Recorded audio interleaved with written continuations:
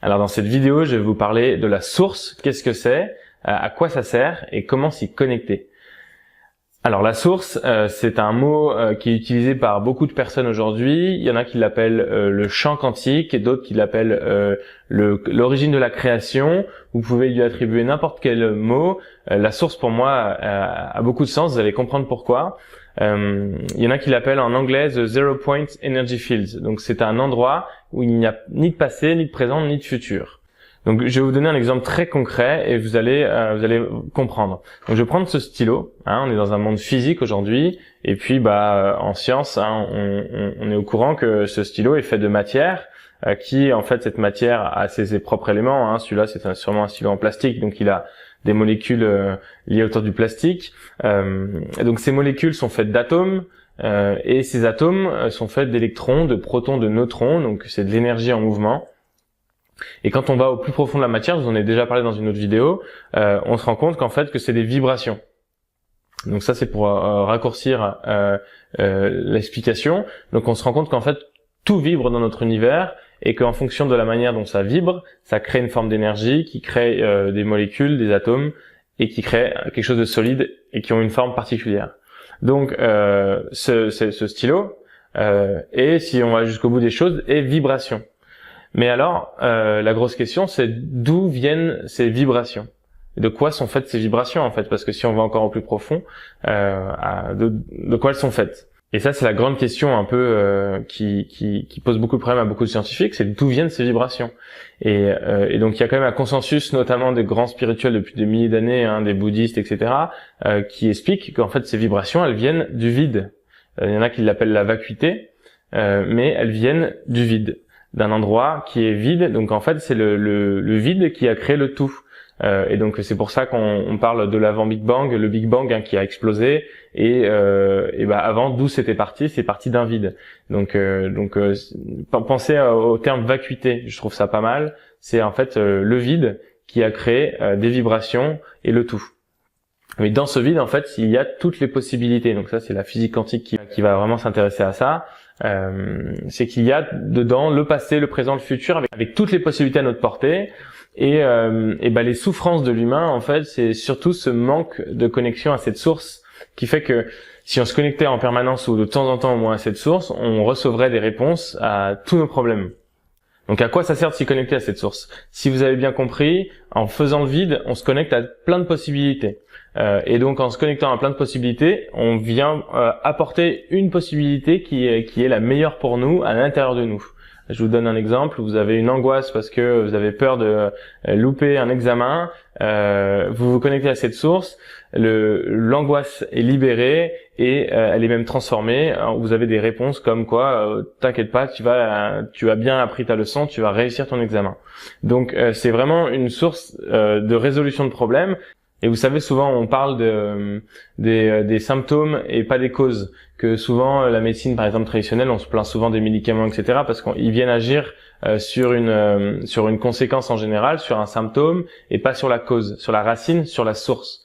Donc en fait, cette source, tant dans le concept que dans la réalité, c'est de se connecter à la racine de vos problèmes, et en repartant de la racine, on va faire le chemin arrière et on va accéder en fait à sa libération en recevant une solution adaptée pour nous. Donc c'est aussi simple que ça, la source, c'est de se connecter à ce vide. Donc c'est repartir à l'origine du problème, à l'origine temporelle, au moment où il s'est créé, et on va pouvoir transformer ça de manière très très très simple. Alors pour s'y connecter à cette source, il y a plusieurs outils. Je vais déjà vous montrer et vous expliquer, vous faire vivre une expérience dès maintenant dans cette vidéo où vous allez pouvoir déjà ressentir ce qu'est la source. Donc la question que je vais vous poser, vous allez déjà vous fermer les yeux et puis vous allez vous demander, vous allez observer vos pensées. Donc déjà vous allez devenir en mode observateur, vous allez fermer les yeux et vous allez observer les pensées qui passent. Donc je vais vous laisser faire ça pendant 20 secondes.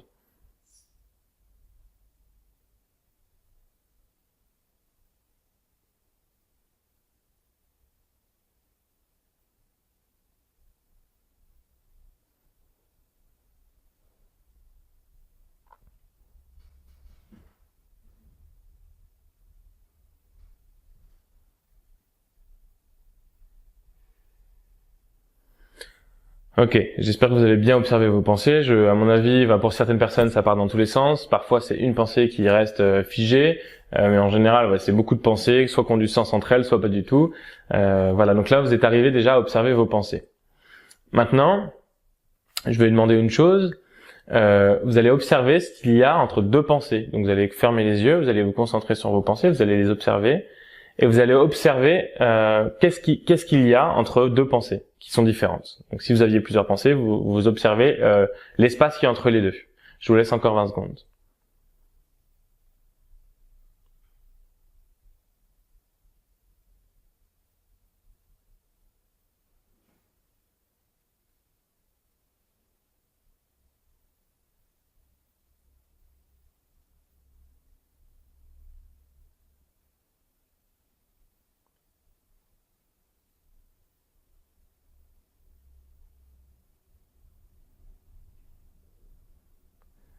Alors, qu'est-ce que vous avez ressenti? Qu'est-ce que vous pouvez me dire de cet espace qu'il y a entre les pensées? Qu'est-ce qu'il y a entre deux pensées? Et en fait, on ne sait pas quoi répondre, parce que si vous avez pris le temps de savoir qu'est-ce qu'allait avoir entre deux pensées, généralement il y a un espace, mais il y a du vide en fait, il y a rien. Ça vous permet déjà de comprendre et de vous rendre compte que vous n'êtes pas vos pensées. Parce que si vous étiez vos pensées, vous seriez mort entre les deux pensées dans l'espace. Donc vous n'êtes pas vos pensées, donc c'est déjà d'intégrer ça. Donc c'est intéressant, en général on peut se concentrer quelques secondes et on se rend compte qu'il y a un vide. Ce vide-là, c'est la source. Donc là, je vais vous poser une autre question. Vous allez refermer les yeux et vous allez vous poser la question, d'où vient ma prochaine pensée? Et vous allez observer, vous allez attendre d'où elle part. Vous allez essayer de chercher d'où est-ce qu'elle vient. Donc vous pouvez fermer les yeux et observer d'où elle va partir. Vous cherchez en fait la racine de la création de cette pensée. Donc je vous laisse fermer les yeux et vous mettre en mode observateur et attendre de savoir d'où elle va partir. En vous posant la question, bien évidemment, d'où vient ma prochaine pensée?